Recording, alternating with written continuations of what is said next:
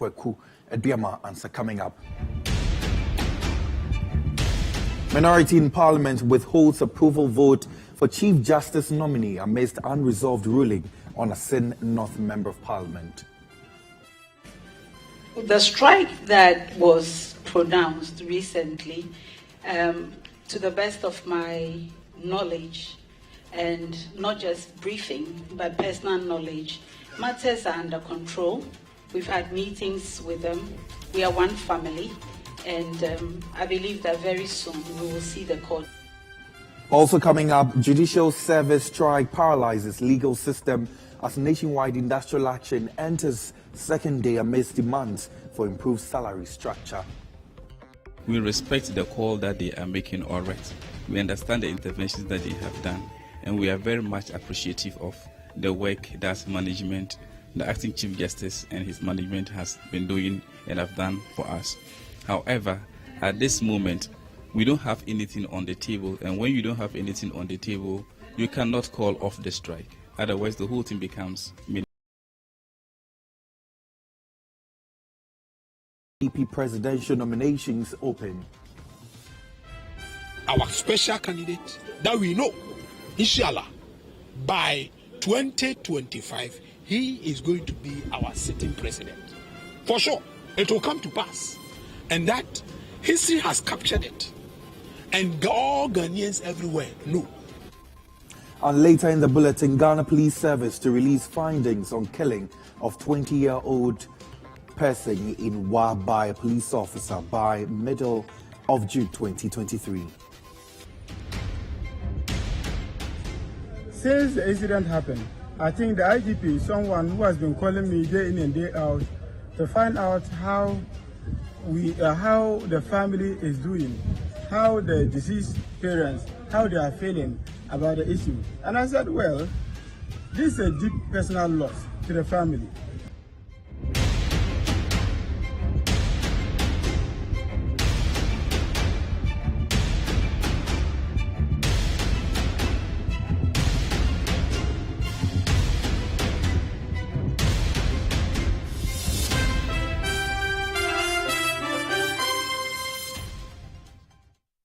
I'm grateful that you could choose us. Let's begin with our bulletin now. And the minority in Parliament says it will not vote on the approval of the Chief Justice nominee, Justice Gertrude Tokonu, until reasons behind the ruling on the Sin North Member of Parliament, James Gyakye, is made known. The Supreme Court, in its ruling on the dual citizenship case involving James Gyakye, ordered Parliament to expunge his name from its records as a legislator.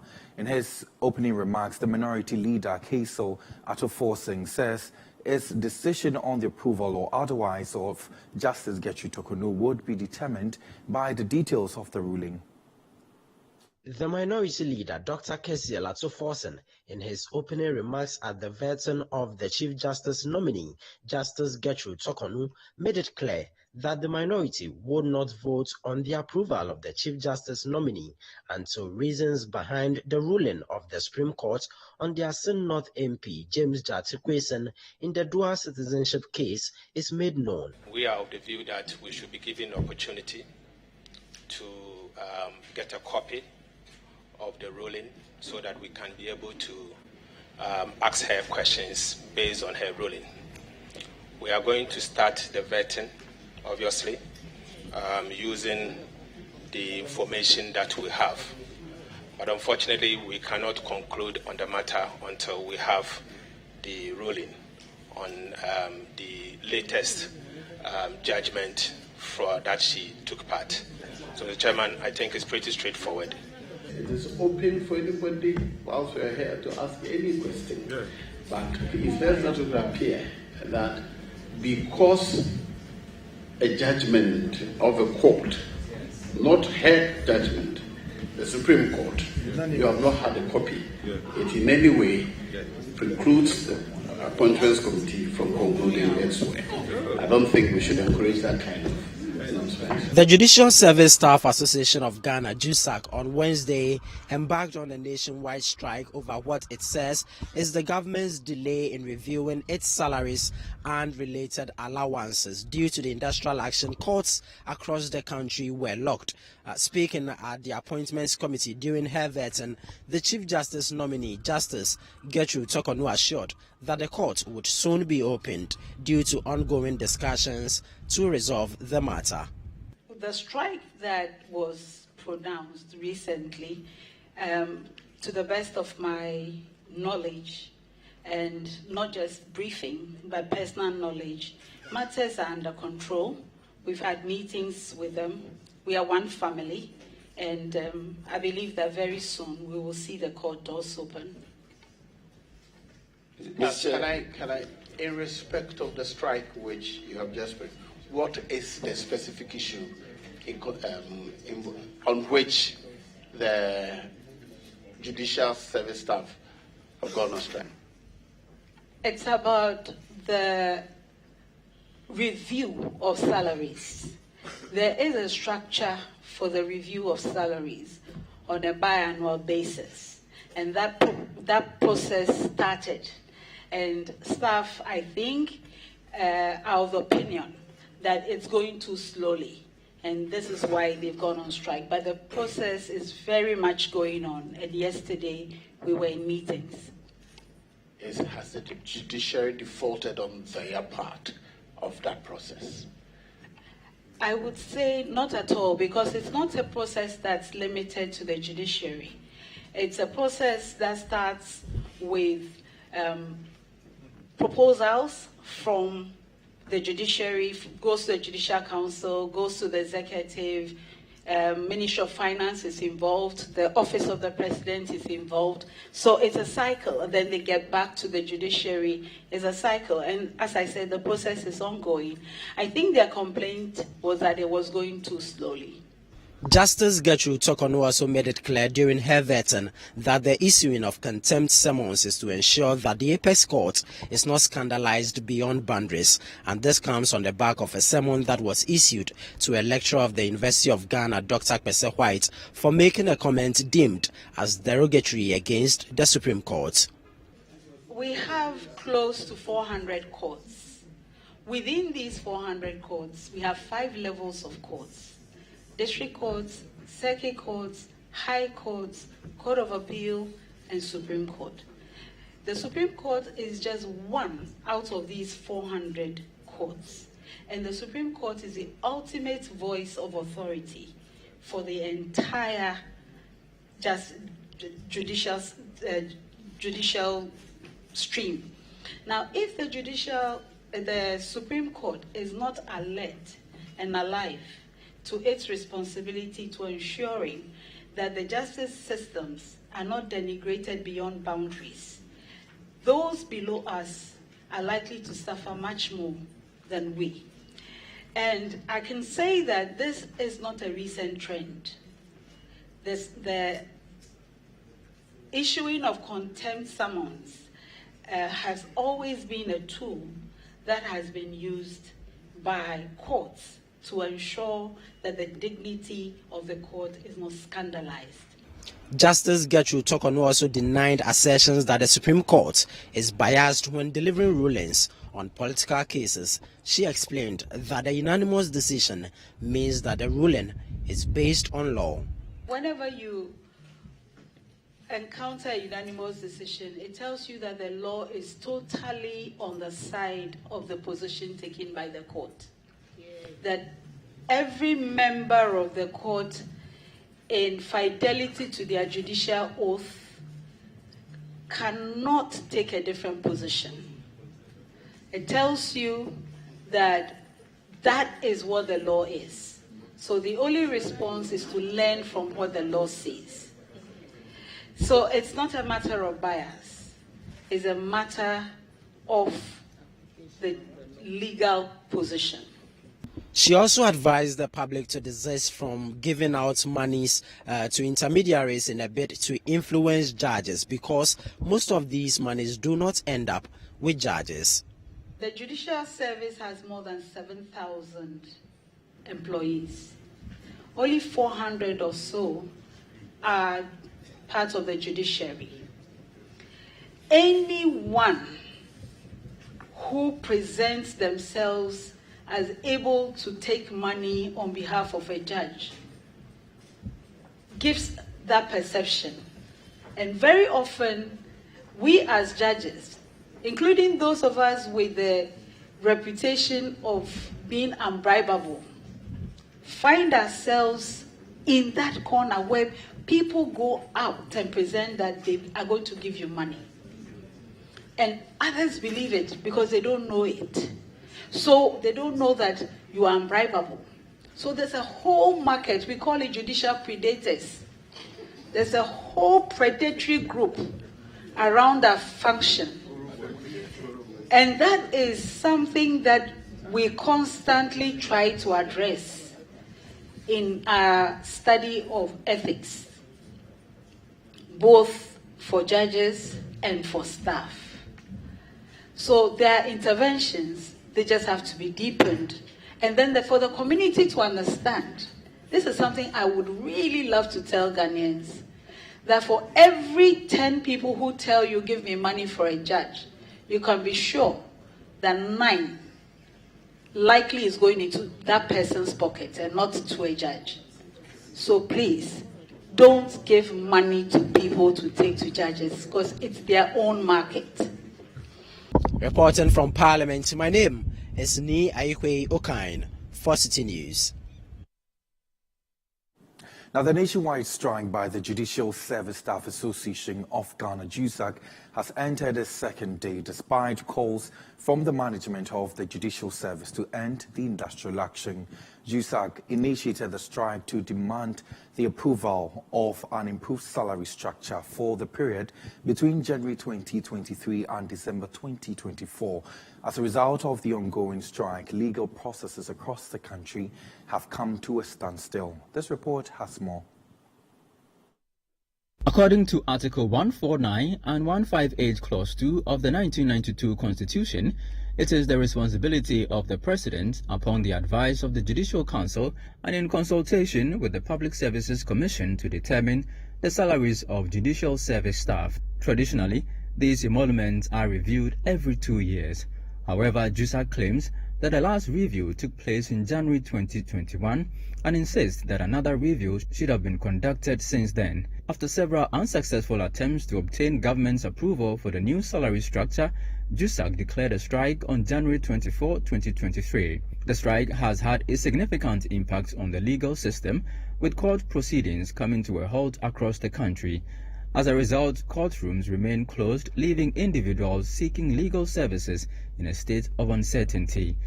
The Judicial Service has appealed to JUSAG to suspend its action, but General Secretary of the Association, Abdullah Yakubu, says the group cannot call off the strike without anything concrete on the table.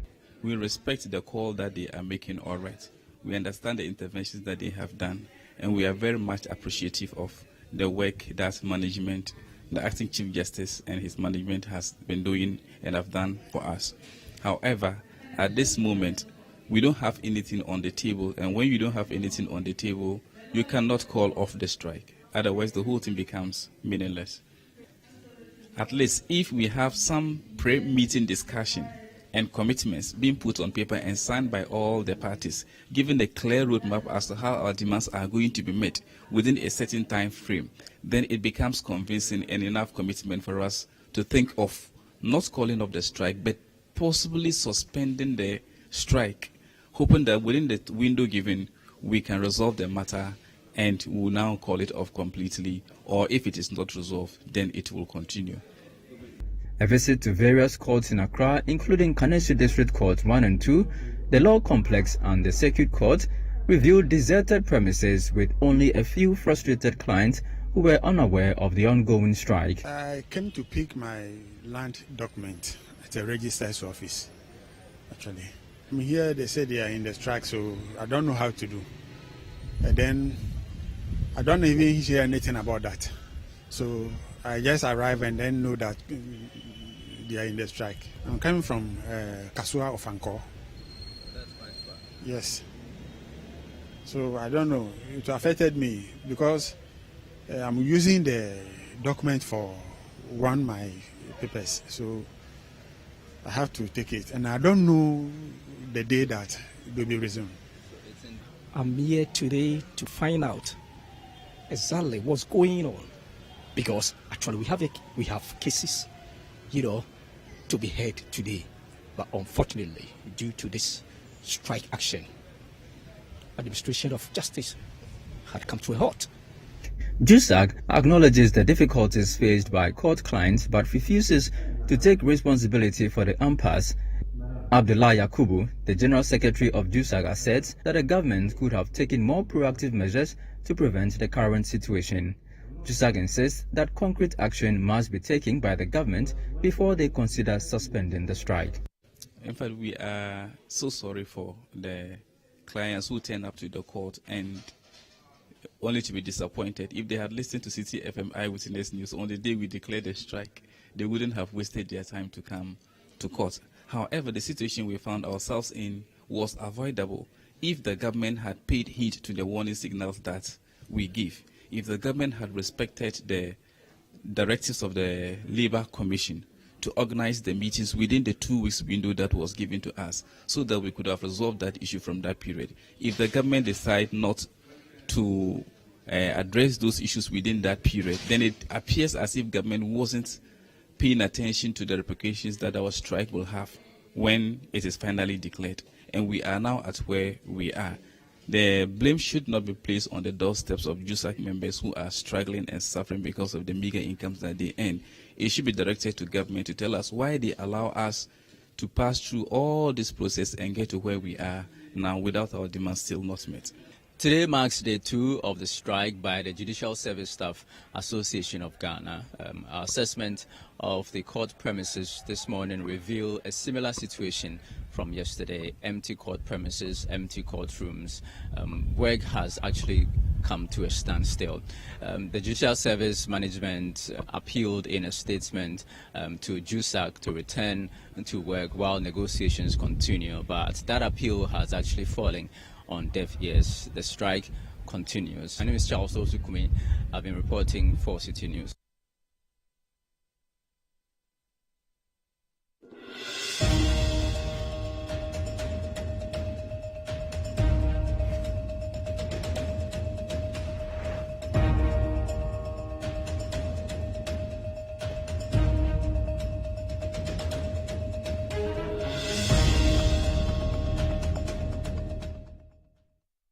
Now, 5 presidential aspirants of the New Patriotic Party, the NPP, on Friday picked forms to contest the party's presidential primaries slated for November 4, 2023. Dr. Mahamudu Bawumia, Boakye Agyarko, Dr.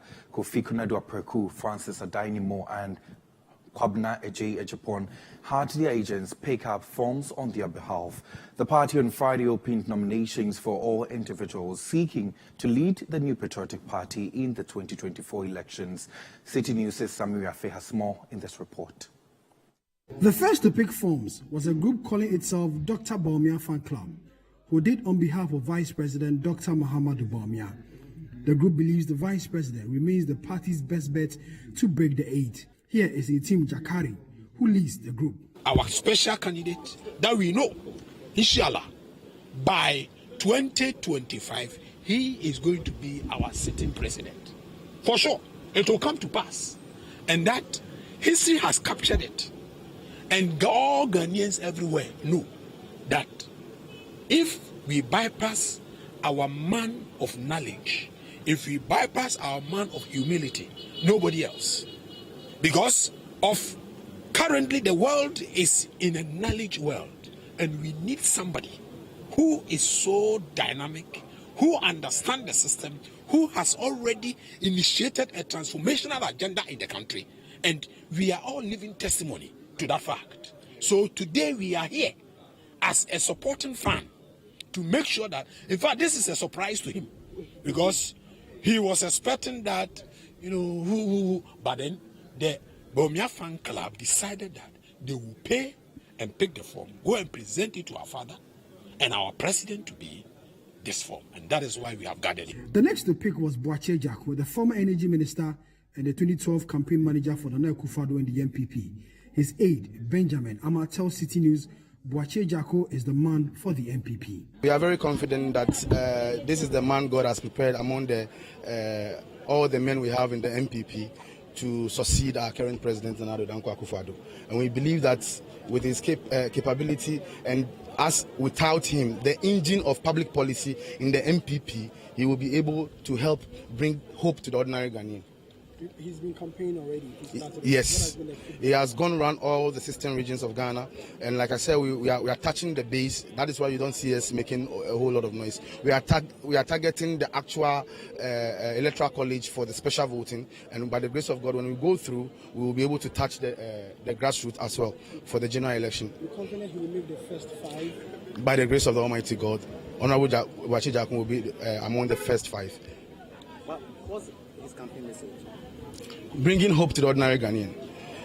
I said earlier on to other sister stations that we've heard in the news that some aspirants are describing this government that has done so well as a NATO government.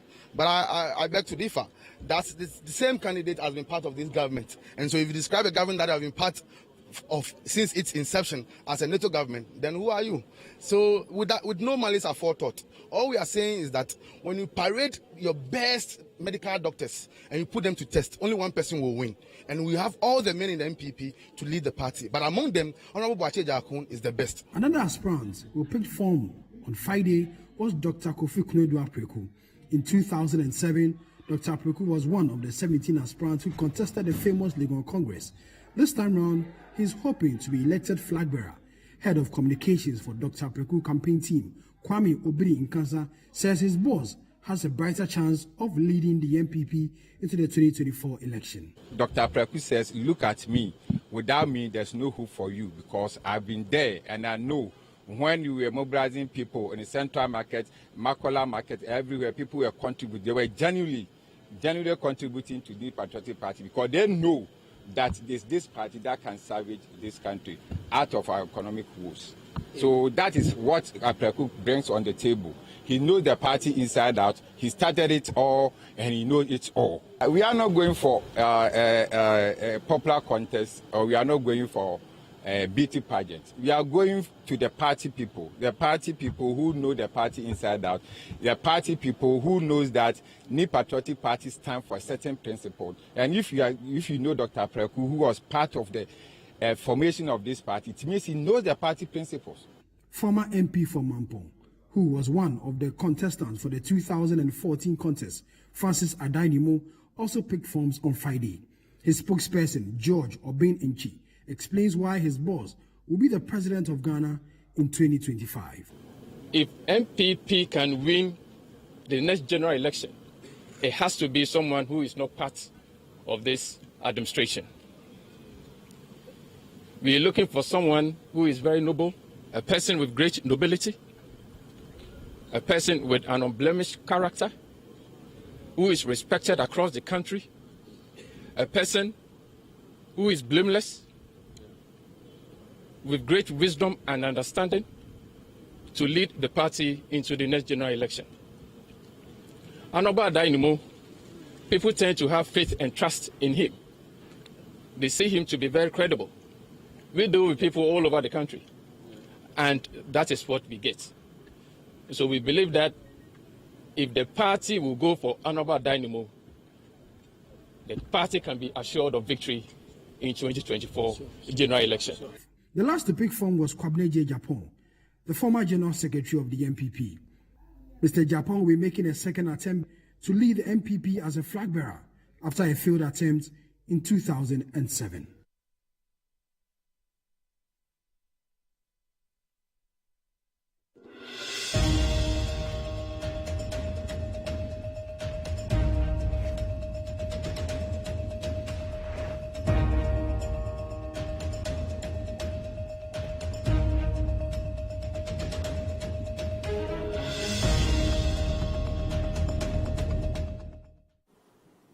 You're still watching the Citi Newsroom here on Citi TV, still to come. Ghana Police Service to release findings on killing of 20-year-old man in Wa by a police officer by middle of June 2023. We have details of this and other stories coming up shortly. Please do stay.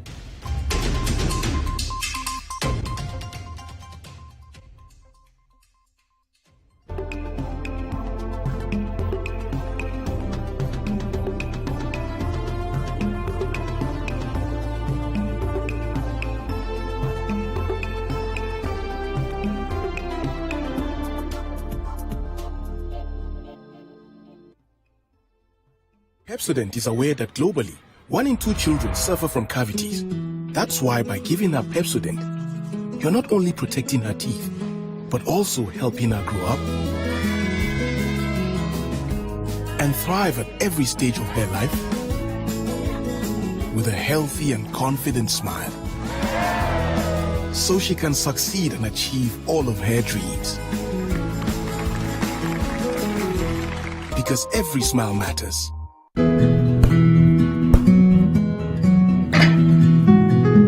This is the neighborhood I'm having my twins. The very reason why I took it for us. See, the price is very good and it's spacious to contain all of us.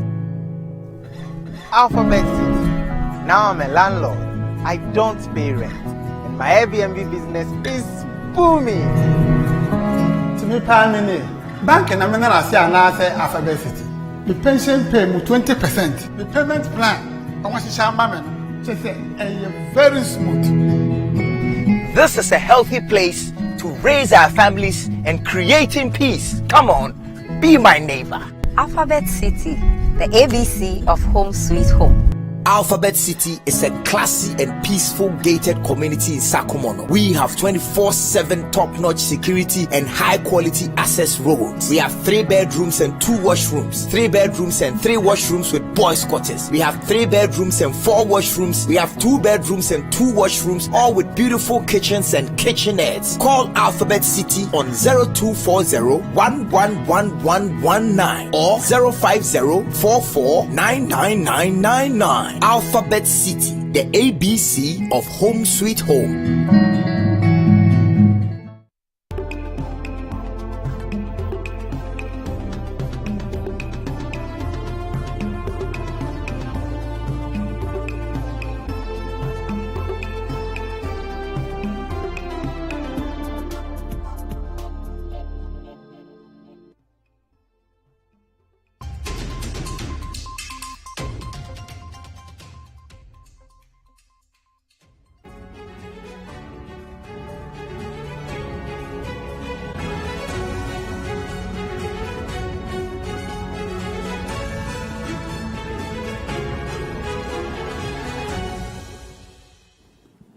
Welcome back to the Citi Newsroom. Let's bring you more stories now. And the Ghana Police Service has assured that it will soon make public all the findings of the investigations into the killing of the 20-year-old man who was shot and killed by a police officer in Wa in the Upper West region. Now, the Inspector General of Police, Dr. George Akufu-Dampare, gave the assurance when he visited the family of the deceased in the town on Friday to commiserate with them.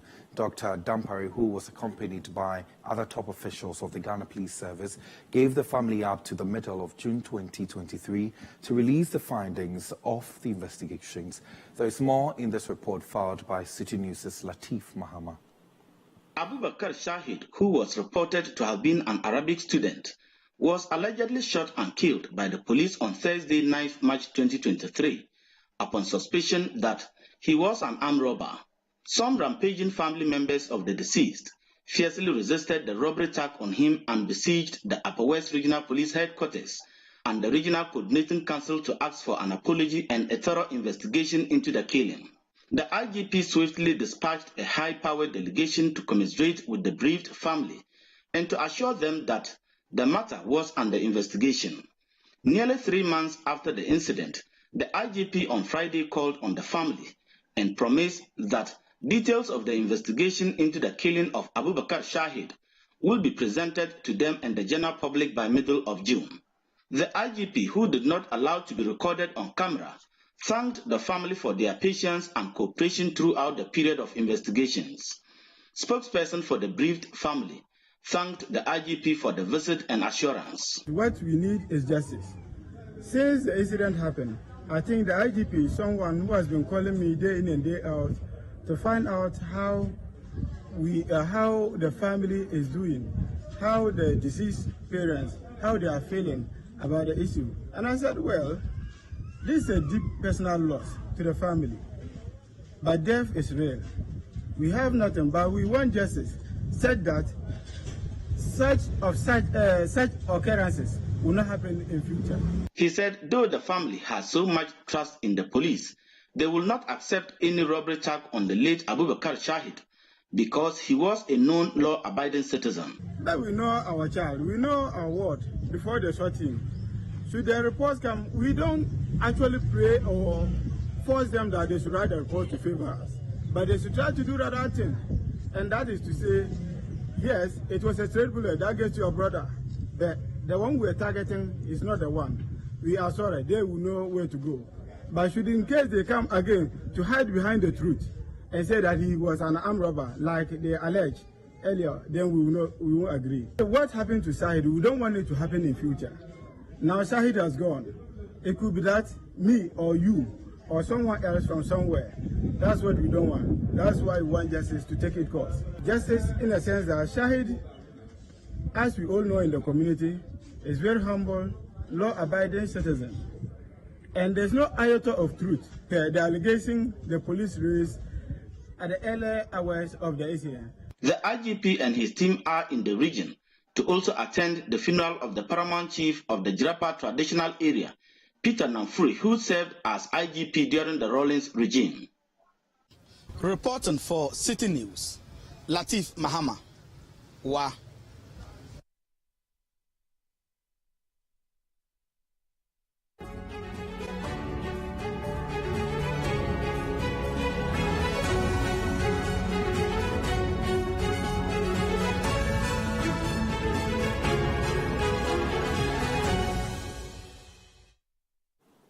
In more stories, the Ghana Standards Authority is placing strong emphasis on the use of accurate weighing scales in trade, urging traders to adopt standardized scales and consumers to remain vigilant against substandard ones. This comes as part of activities marking World Metrology Day.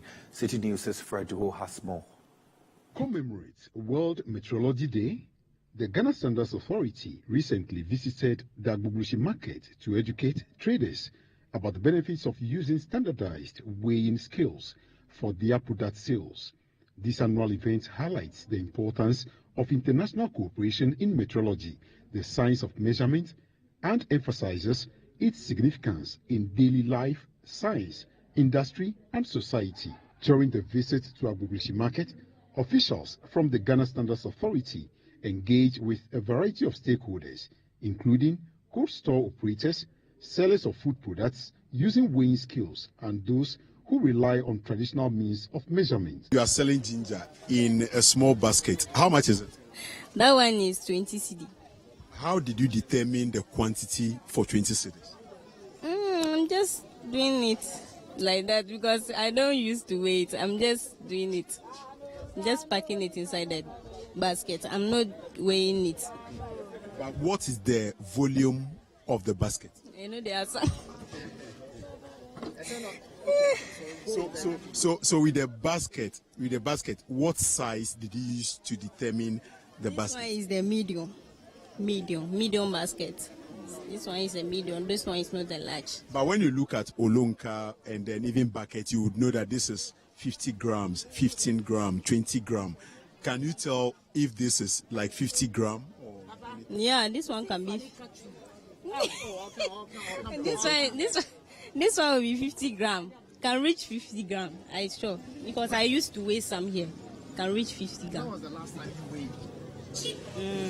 Like two years.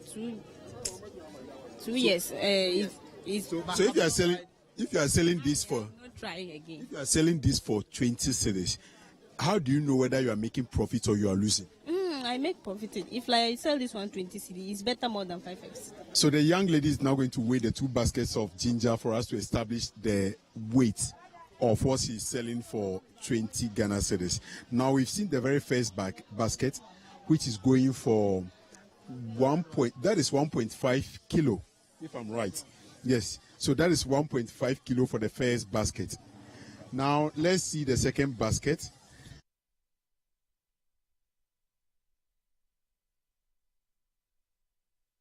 It's quite interesting, how smart they do this. This is also 1.5 kilo. How do you feel knowing that the 2 baskets weigh the same, the same weight? Yes, I used to buy all the 2. And then people, they come to buy all the 2. So when I went to buy basket, I used to ask before I would buy if like it's the same or not. You were fetching the ginger into the basket. How were you able to fetch the same quantity? Because all the time I used to do it, you see. All the time I used to do it, that's why I know that it's the same. How much does this one cost? What's this? And what is the weight? That's why I said we don't measure down. We measure it with tin, not the scale. We don't weigh it. I understand that. Even with the thing, one will say that this is 1 kg, this is 2 kg. That's why it costs them. So that thing that you are using, how are you translating it in terms of weight to you? Is it 1 kg, 2 kg, 3 kg, 4 kg? When you use thing to measure something, the weight doesn't matter. It is the quantity of the thing that you put in the thing. So if it is full, then you pour it. Strigna Beduado, the head of legal metrology at the Ghana Standards Authority, spoke about the advantages of using standardized weighing scales for both sellers and customers. He emphasized the role accurate measurement plays in ensuring fair trade practices and consumer confidence. The essence of metrology is to ensure that weight is uniform everywhere you go.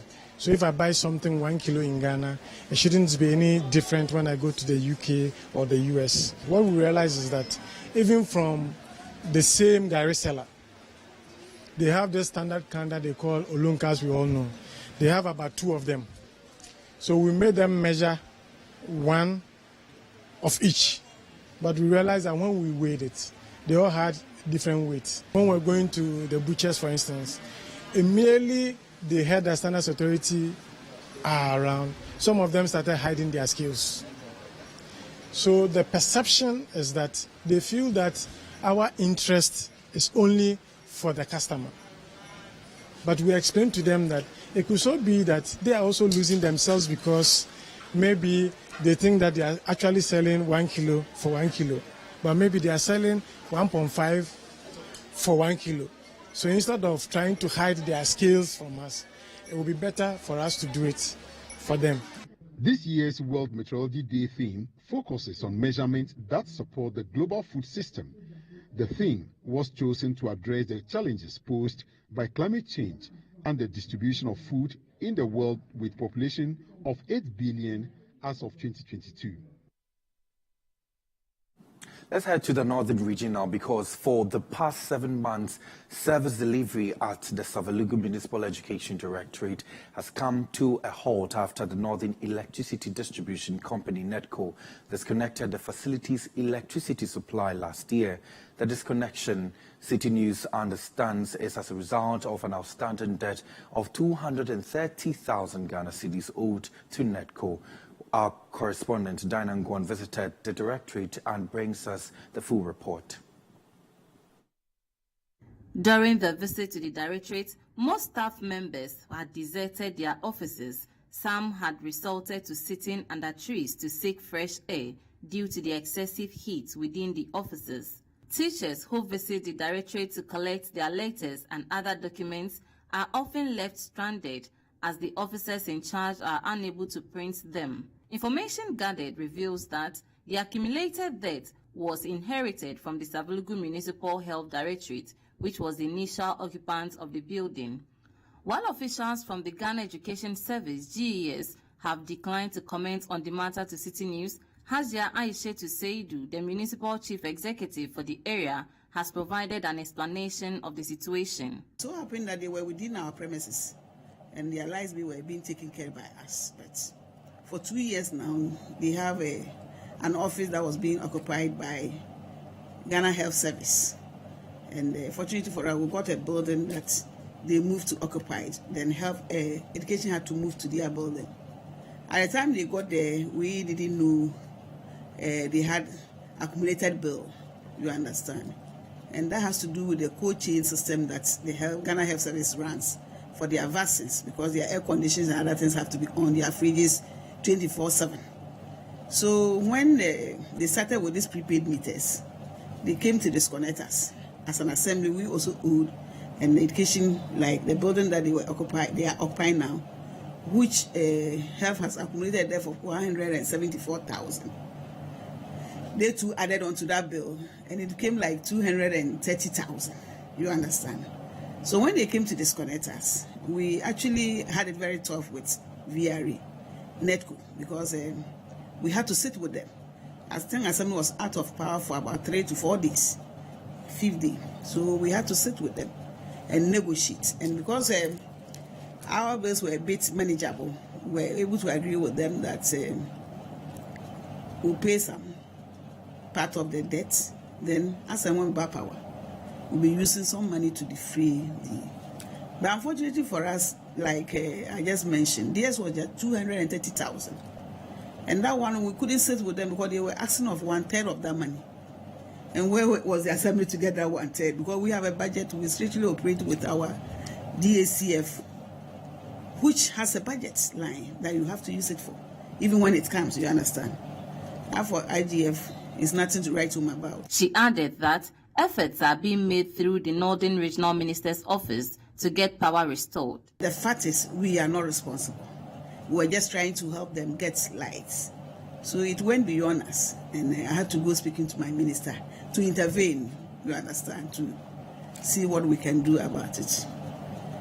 So he tried talking to NETCO, and they are out to do some arrangement for us to see how best we can put them back. But that is the situation actually. They don't have power. From Sablugu, Taina Ungwan, Citi News.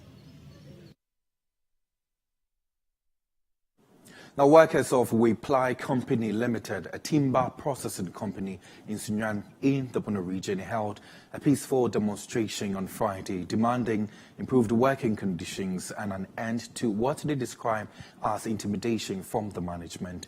Clad in red, the workers gathered and laid down their tools, expressing their dissatisfaction with the treatment they received from the company's management.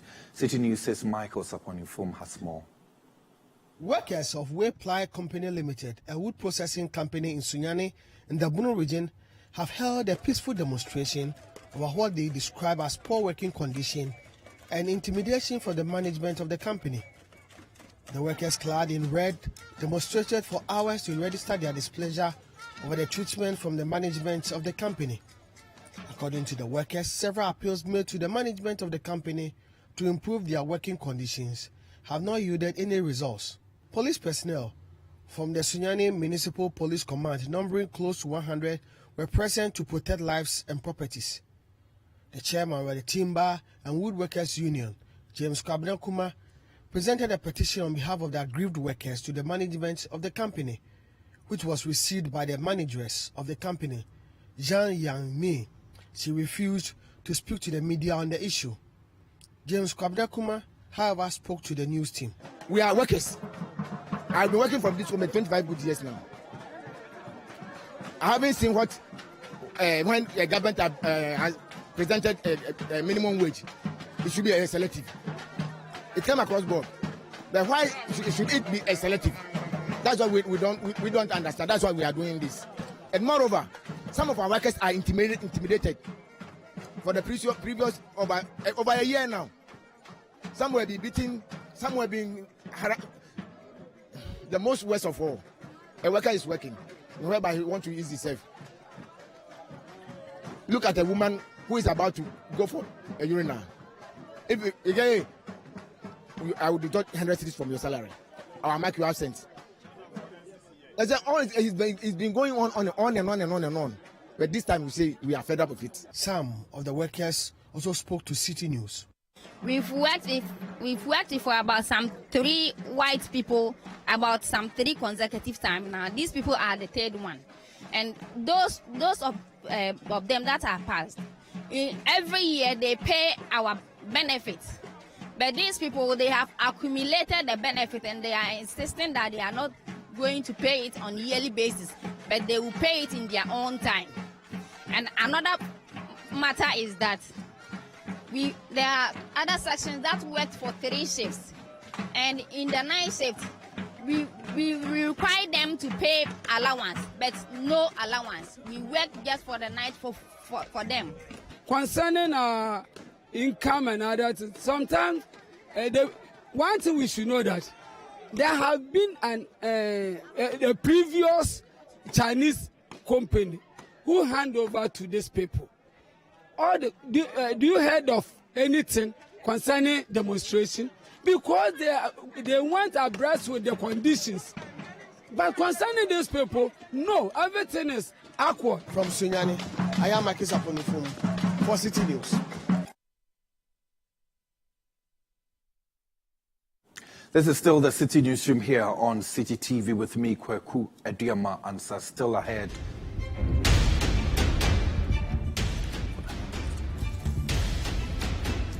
Chamber for Bulk Oil Distribution Company and Bulk Oil Storage and Transportation Boss Company find themselves in disagreement over the impact of the gold for oil policy on the reduction of fuel prices at the pumps.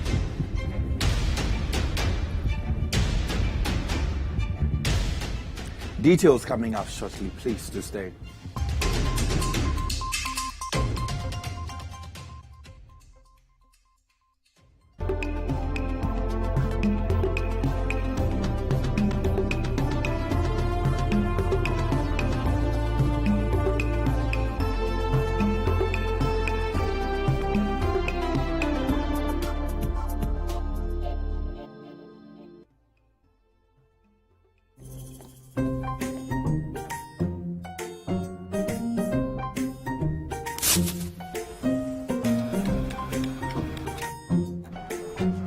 Middle, you're not Biana.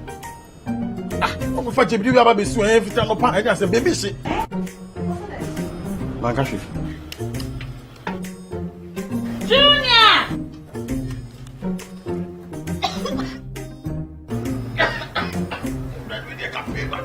I'm saying so now for me, be no. Sister Cospa, it's a winning gas. I'm using the why. My wife.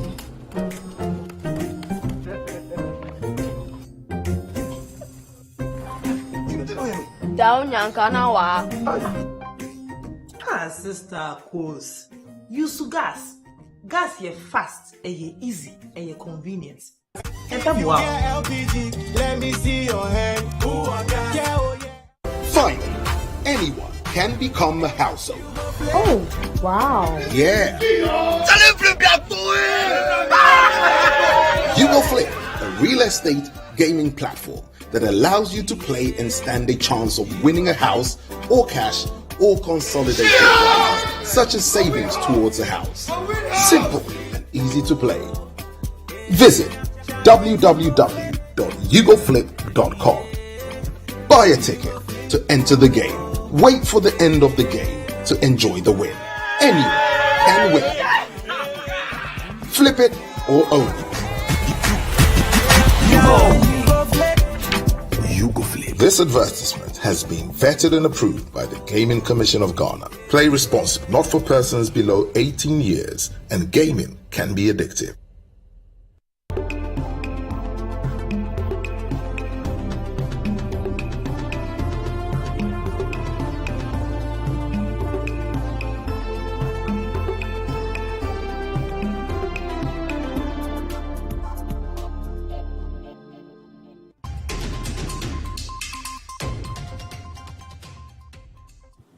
You're welcome back. Now, the Chamber for Bulk Oil Distribution Companies, CBOD, and the Bulk Oil Storage and Transportation Boss Company find themselves in disagreement over the impact of the gold for oil policy on the reduction of fuel prices at the pumps. While Bost claims that the policy is largely responsible for the price reductions, the CBOD holds a different view.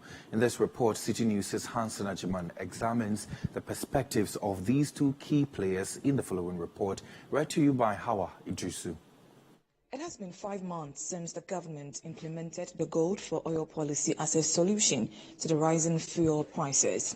The policy involves the purchase of gold from small-scale miners by the Precious Minerals and Mining Commission. The gold is then delivered to the Bank of Ghana, which purchases oil and provides it to Bost. Bost is mandated to sell these oil products to bulk oil distributors in Ghana cities. However, how successful has the transition been for these oil distributors in shifting from their regular suppliers to sourcing from Bost? The big ones and the ones who have been trading and have these commercial agreements will not necessarily see the need to abandon that.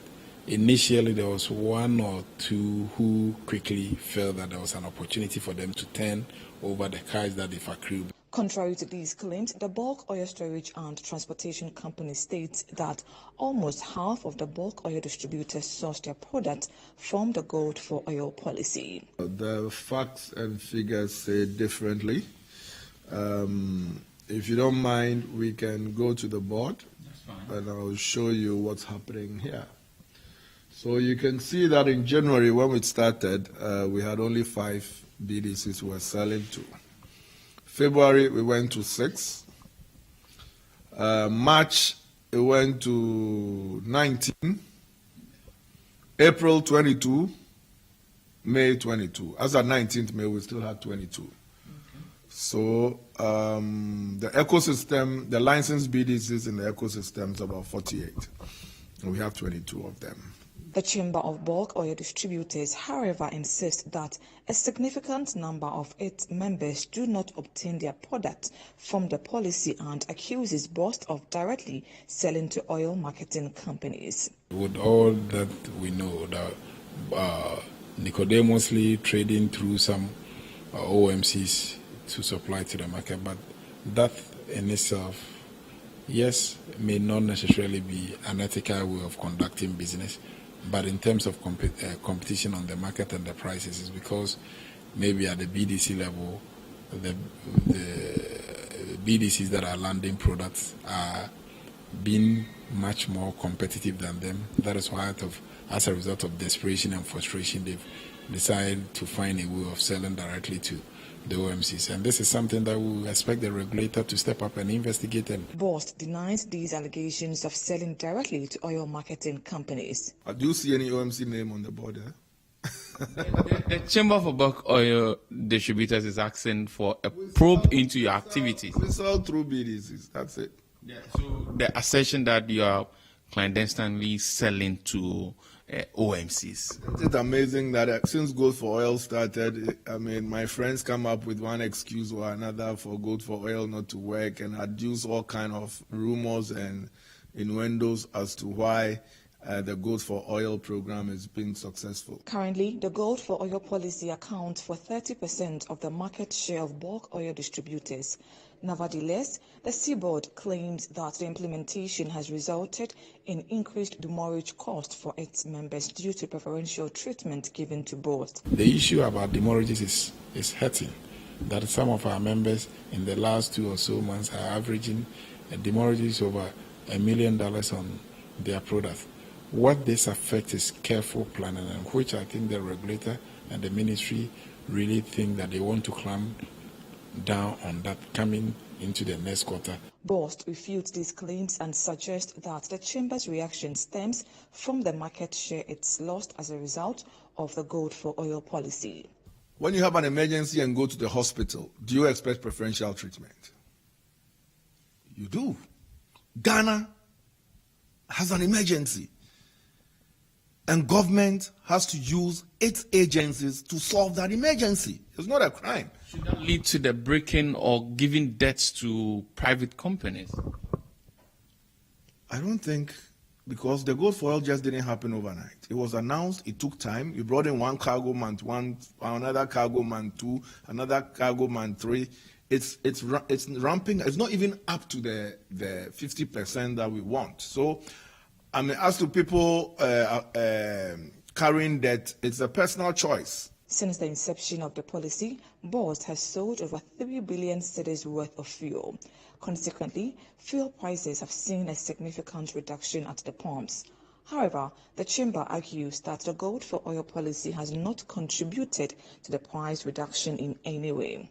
You and I know none of us sitting here have hand in controlling those variables. So when you see that people taking certain glory, and you wonder and say, well, I could take that from the political commentators, but not necessarily from somebody that you expect to be a technocrat. BOST, on the other hand, disagrees with the Chamber's assessment and maintains that the gold for oil policy has played a role in reducing fuel prices. Had it not been for gold for oil, would prices have come down? I doubt. Had it not been for gold for oil to try and take the demand for dollars out of the economy, for the to build our reserves, start building our reserves in gold and all those other things, would prices have come, would forex have stabilized? I don't know. Had it not been for gold for oil, would there have been the kind of competition we see today in the marketplace, which has driven prices from 23 cities to almost 11 cities as we speak? No, it wouldn't have happened. So yes, gold for oil, I think on a scale of 0 to 100, I think about 70 to 80% has accounted for this.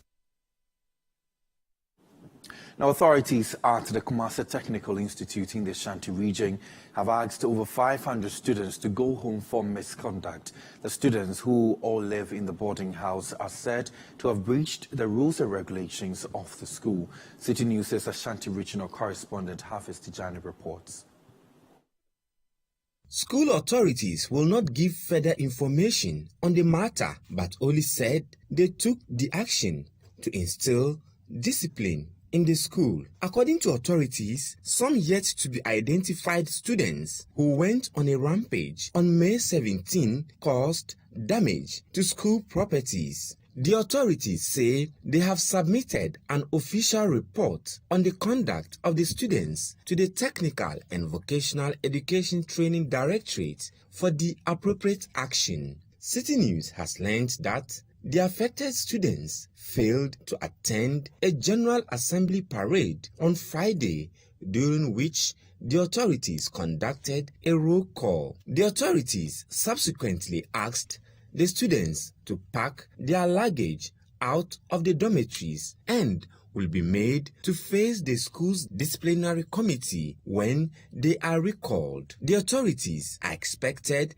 to meet the parents of the affected students to brief them on the development. Most of the affected students on Friday left the school, while others were still packing out when Citi News visited the school. Police from the Menshia Divisional Command later went to the school, and the police commander addressed the remaining students in the school and urged them to be law-abiding. It is not vacation at senior high schools across the country, but students at the Kumasi Technical Institute are going home and have packed their shop boxes and mattresses because the school authorities have asked them to do so.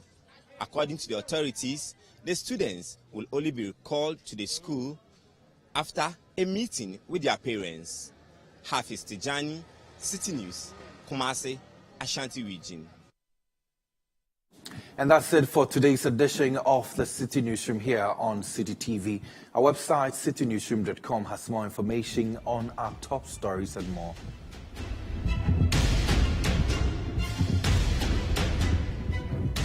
Subscribe to CityTube on YouTube for more exclusive video content from Citi TV. My name is Kweku Adiyama, and so many thanks for your company.